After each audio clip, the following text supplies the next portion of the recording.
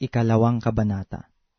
Ikaw nga, anak ko, magpakalakas ka sa biyayang nasa kay Kristo Jesus, at ang mga bagay na iyong narinig sa akin sa gitna ng maraming saksi, ay siya mo ring ipagkatiwala sa mga taong tapat, na makapagtuturo naman sa mga iba. Makipagtiis ka sa akin ng mga kahirapan, na gaya ng mabuting kawal ni Kristo Jesus. Sino mang kawal na nasa pagkakawal ay hindi nahalubilo sa mga bagay ng buhay na ito, upang siya'y kalugdan niyaong nagtala sa pagkakawal. At kung ang sino man ay makikipaglaban naman sa mga laro, ay hindi pinuputungan maliban na kung makipaglabang matuwid.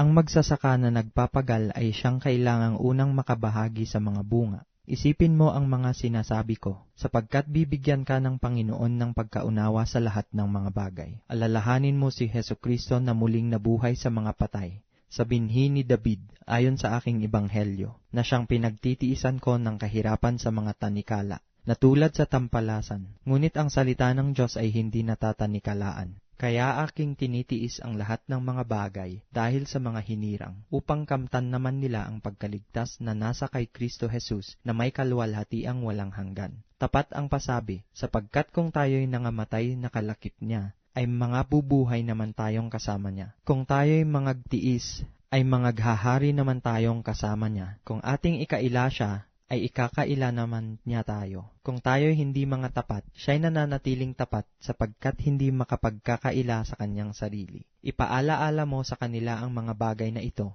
na sila'y pagbilinan sa paningin ng Panginoon, na sila'y huwag makipagtalo tungkol sa mga salitaan na hindi mapapakinabangan, sa ikapapahamak ng mga nakikinig. Pagsikapan mong humarap na subok sa Diyos, manggagawang walang anumang ikahihiya, na gumagamit na matuwid ng salita ng katotohanan. Datapwat ilagan mo ang mga usapang walang kabuluhan, sapagkat siya'y lalong magpapatuloy sa kasamaan. At ang kanilang salita ay kakalat na gaya ng gangrena, na sa mga ito ay si Himeneo at si Fileto, na mga taong tungkol sa katotohanan ay nangasinsay, na sinasabing ang pagkabuhay na maguli ay nakaraan na, at ginugulo ang pananampalataya ng iba. Gayunmay, ang matibay na pinagsasaligan ng Diyos ay nananatili na may tatak nito.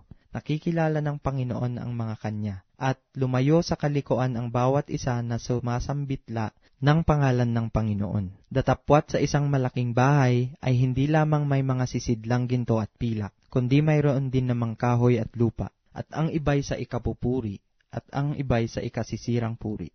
Kung ang sino man nga ay malinis sa alinman sa mga ito, ay magiging sisidlang ikapupuri, pinakabanal, marapat gamitin ng mayaari, nahahanda sa lahat ng gawang mabuti. Datapwat layuan mo ang masasamang pita ng kabinataan, at sundin mo ang kabanalan, ang pananampalataya, ang pag-ibig, ang kapayapaan, kasama ng mga nagsisitawag sa Panginoon mula sa pusong malinis. Ngunit tanggihan mo ang mga usapang walang kabuluhan at hangal. Yamang nalalaman mo na namumunga ng mga pagtatalo.